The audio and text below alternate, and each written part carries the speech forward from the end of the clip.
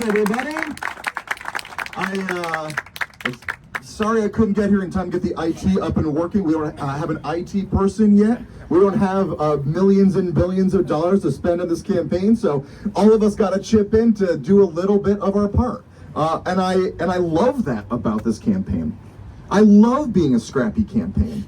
I love having spent less than $200,000 over the last 10 months and already winning people 50 and under. And we're 2 months out. But the work is really starting now. Why is the work starting now? Because there was always a question of, is this real? Of, can we actually believe that I will have an opportunity to vote for somebody other than Ned Lamont on August 11th? And we passed that threshold about whether or not we're going to be on the ballot.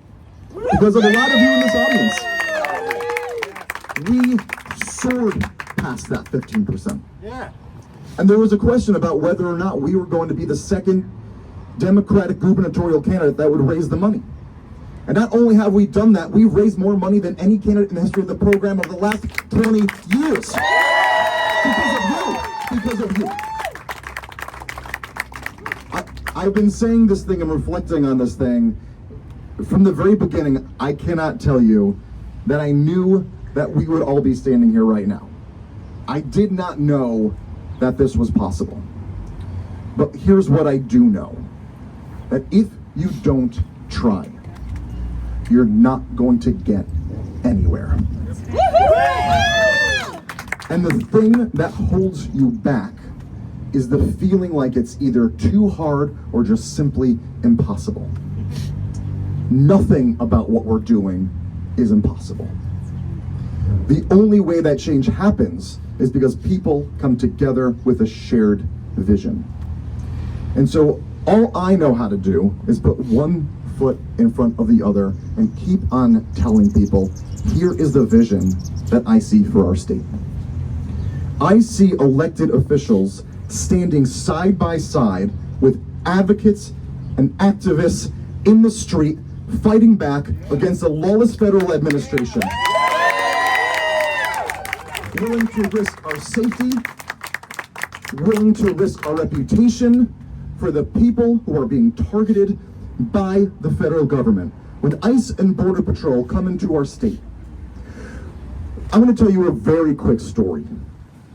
When Preddy and Good were murdered on the side of the road months and months ago, about a month after that, Ned Lamont went to talk with Trump.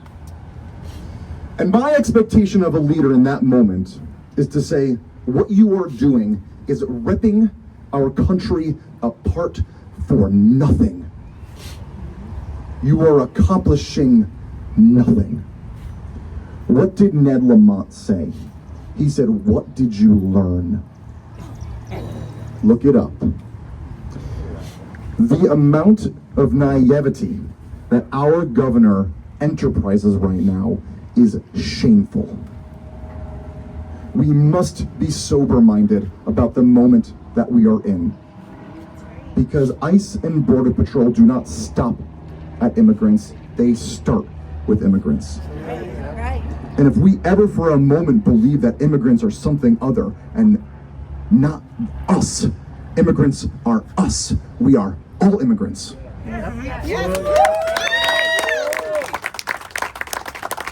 We are here because the land was ripped away from Native Americans. Let's not think for a moment this is ours. Not for a moment. So what our obligation is now is to build a country and a state where everybody is included.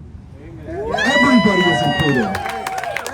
That's why we build an economic model where everybody is included. That's why we invest in our education system so that everybody is included. That's why we invest in our climate to make sure that generations after us can live in a world where there is clean air and clean water and clean soil, and we're not desperate that people generations ago did the right thing, because we right now are going to do the right thing.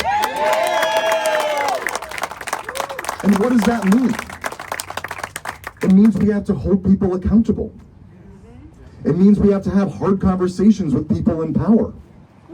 And we can't just say that status quo is good enough, because we're scared of what change might look like. We know that health insurance is a system that doesn't work. That's right. We know that we're moving backwards on our climate goals. That's right.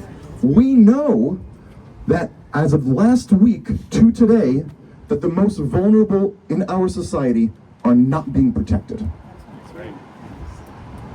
And the work that we are doing in the legislature from the governor's office right now is shameful. Do you know why ICE and Border Patrol turned tail months and months ago? It was because activists and allies and advocates were out in the streets. And they were protesting.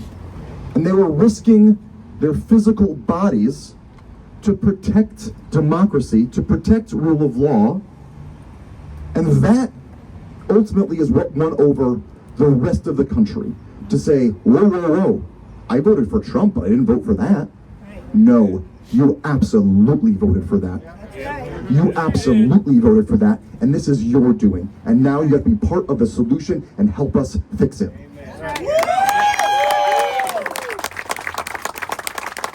The last thing we can do is elect officials that do not understand, truly do not understand the moment that we are in, because they themselves have come from immense privilege.